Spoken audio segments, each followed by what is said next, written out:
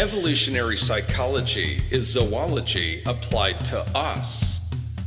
We, like all other animal species, have 2 basic instincts and 3 basic mental abilities.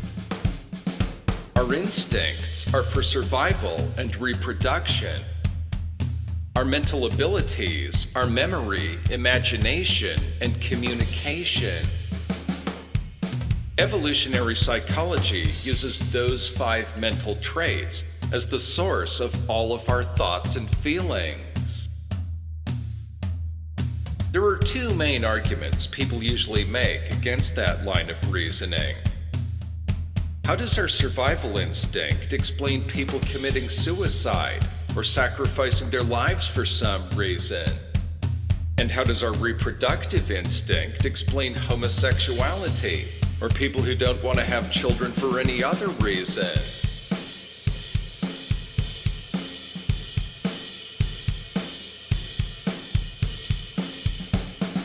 These are mysteries that people all over the world have puzzled over for thousands of years. They're caused by some of our most primal mental traits coming into conflict with each other. They don't disprove evolutionary psychology. Instead, they're the best examples of how people have complicated feelings and how they decide on the best way to act on them. We aren't robots. Insects basically are robots because their brains are so simplistic that they act very directly on their instincts. For us, with the complicated brains we have to live the complicated lives we live, survival and reproduction are goals we feel we should work toward. But sometimes our perceptions overpower our instincts. They make us feel like we're succeeding at our goals, even though we aren't really. Most people don't kill themselves, and most people do want to have children. But everyone always makes what they feel are the best decisions they can think of in the situations they're in for themselves and the people and things they care about.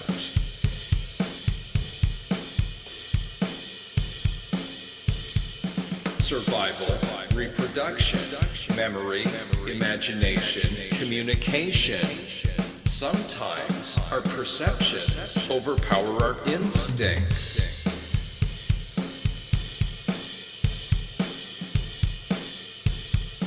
People commit suicide when they're suffering, either physically or emotionally.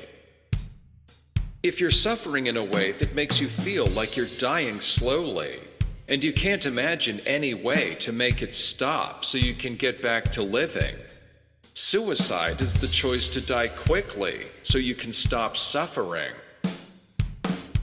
Life or death is one choice about your survival instinct. But pain, or freedom from pain, is also a choice about your survival instinct. Pain is a warning that something is wrong, which is a threat to your health. Most of the time, doing whatever it takes to make the pain stop saves you from the threat. That makes you stop hitting yourself in the head with a rock, or stop trying to put your hand in a fire. Then it makes you rest and be careful not to re-injure yourself so you can heal, instead of you trying to walk around on a sprained ankle or a broken foot. But terminal diseases don't work that way. The threat and the pain are there, and they're never going to go away. So you have to make a choice. Do you want to live longer and hurt all the time? Or do you want to die and stop hurting all the time? Most people aren't faced with that choice, but some people are.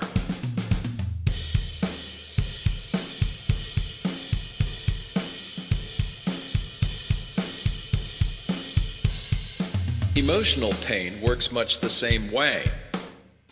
If you feel like something is seriously wrong with your life all the time, and you can't imagine that feeling ever going away, again, you can feel like you're dying slowly. The big difference between physical pain and emotional pain is that emotional pain is something you can change your mind about. It might be hard, it might take a long time, you might need a lot of professional help, and you might need medication, but it's not AIDS or terminal cancer. It's a maze you can find your way out of if you can find the right path and stay on it long enough.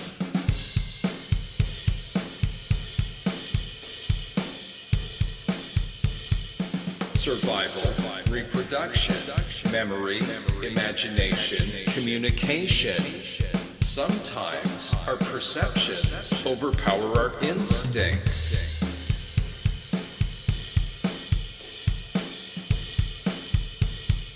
When people sacrifice their lives, they sacrifice them for a reason. One way or another, it's the perception of maximizing the survival rates of their genes.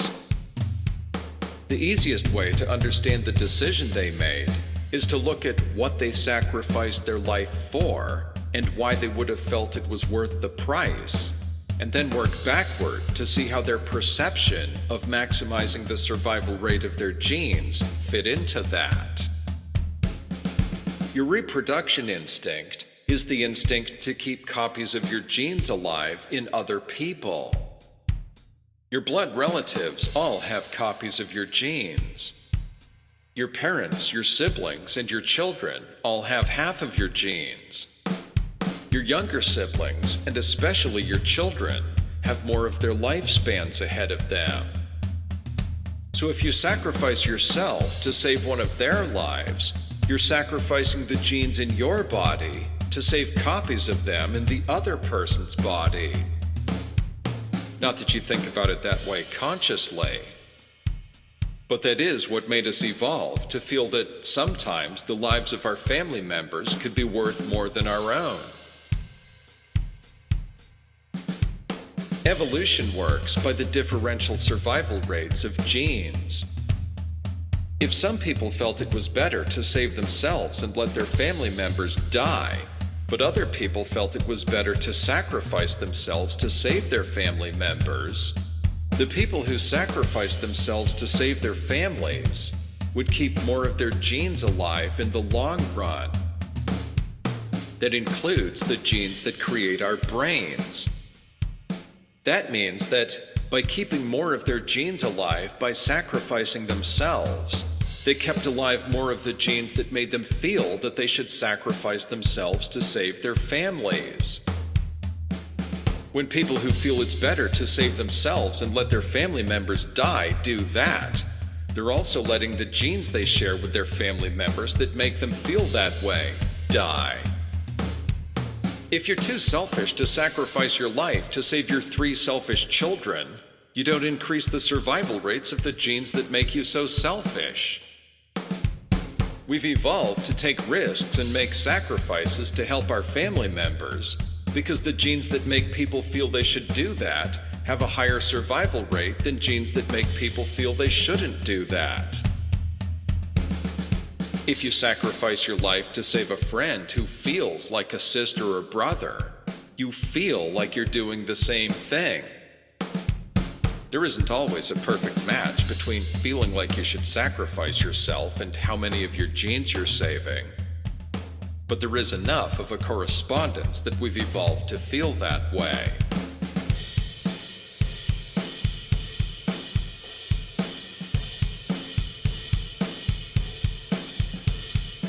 Your boyfriend or girlfriend, or whatever you want to call a romantic partner, doesn't share your genes and doesn't feel like a brother or sister. At least I hope not anyway. So why would people sacrifice their lives to save their romantic partners? The obvious reason is that if the two of you have children together, your children do have your genes, and they have your partner's genes also.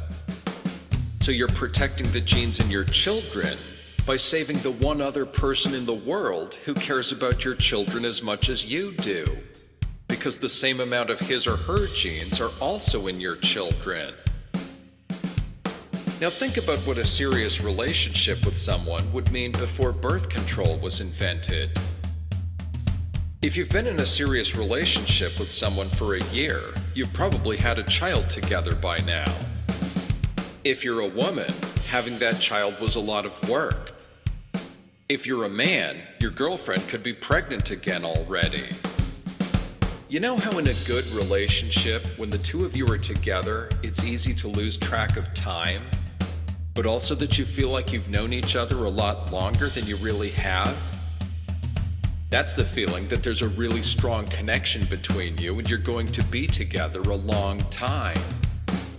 You don't have to be with someone a year to feel like you've been with them a year. And if you feel like you've been with someone for a year, that's all you need to feel like you could have kids with them already. The more you love someone, the sooner you go from thinking of them as just a friend to feeling like you've known each other for a long time. The better your relationship is, the more you're willing to sacrifice for the other person. Because the more you love someone, the more you're willing to risk to keep what you have with them.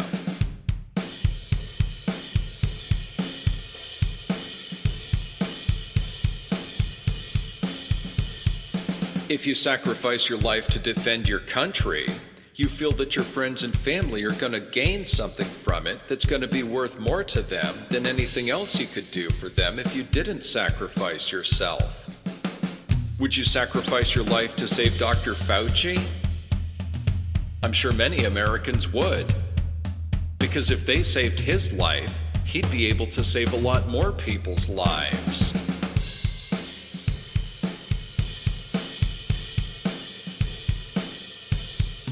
Survival, reproduction, memory, imagination, communication. Sometimes our perceptions overpower our instincts.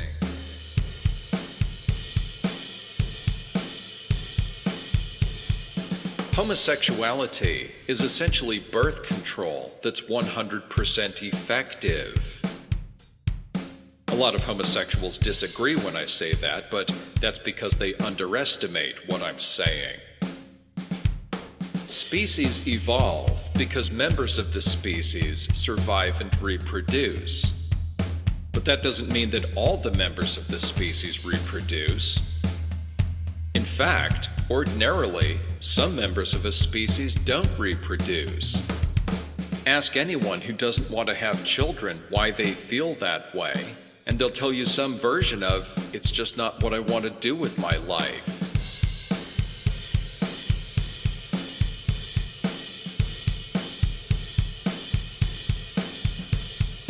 We all have reproductive instincts, which is why we all have strong feelings about sex and families. If you get married, have sex, adopt a kid, and live happily ever after, you're doing all the parts of reproduction except for the part where someone gets pregnant with a baby who has your genes. We all create things.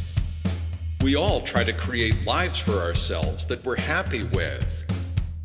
Most people create children somewhere in the process. For some people, the reproductive instinct combined with their imagination leads them to create something that they care about even more than children. A lot of people who have children don't notice this, but people who don't have children have a lot of time and energy and money to do things in life they couldn't do if they did have children. Meanwhile, some homosexuals do want to have children, and they find ways to work around the fact that they aren't sexually attracted to people they can have children with.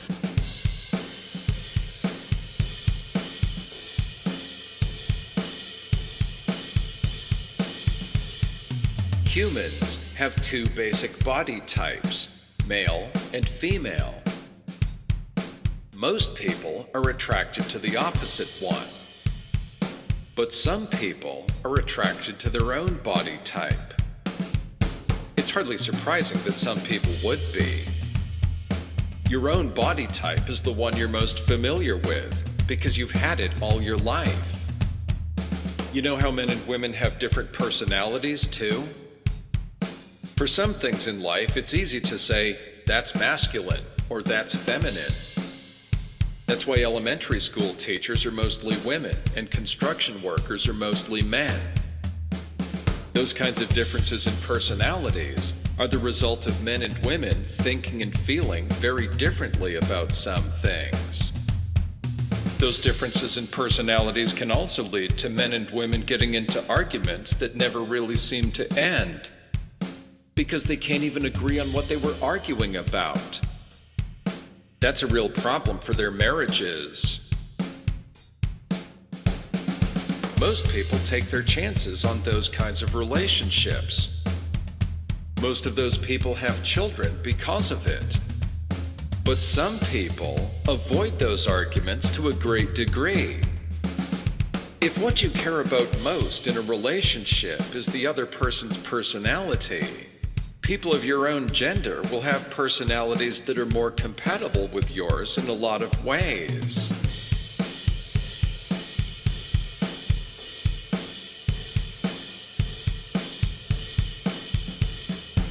Gay relationships are different from heterosexual relationships in some ways.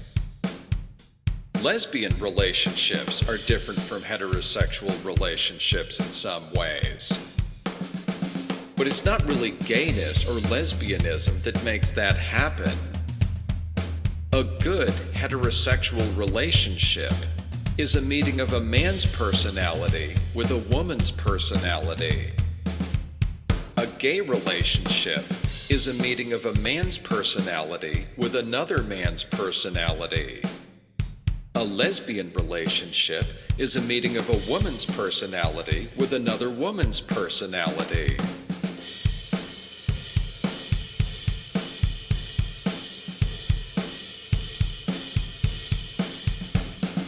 What is the best way to feel like you're reproducing?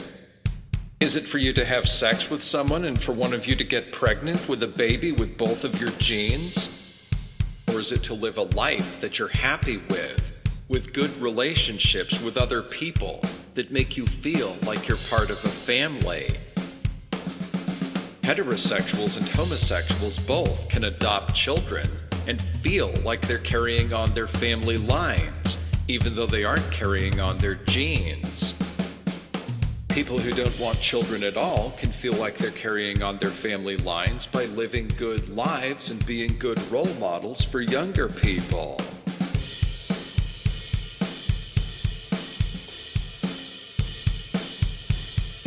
Survival, reproduction, memory, imagination, communication. Sometimes our perceptions overpower our instincts.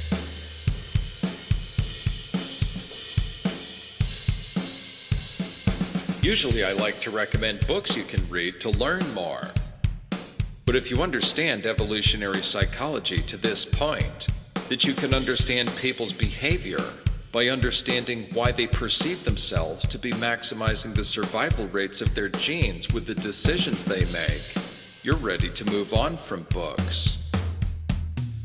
A good education prepares you for real life, which includes meeting diverse people. This part of the story was inspired mostly by my homosexual friends and other friends with various family styles, military veteran friends who take big risks for their buddies and their country, and people who have attempted suicide or gone through self-destructive parts of their lives and lived to tell about it, and other people I've known of who didn't live to tell about it. That's the whole point of this story. That's the ultimate test that it's real. Everyone can tell the story of their lives by talking about why they felt that the decisions they've made were the best decisions they could think of in the situations they were in for themselves and the people and things they care about, no matter how different their life has been from yours. Survival, reproduction, memory, imagination, communication. Sometimes our perceptions overpower our instincts. We aren't robots. This is Ezra Neeson. You've been listening to Our Lives Matter, a blueprint for an education system for the 21st century, track 16.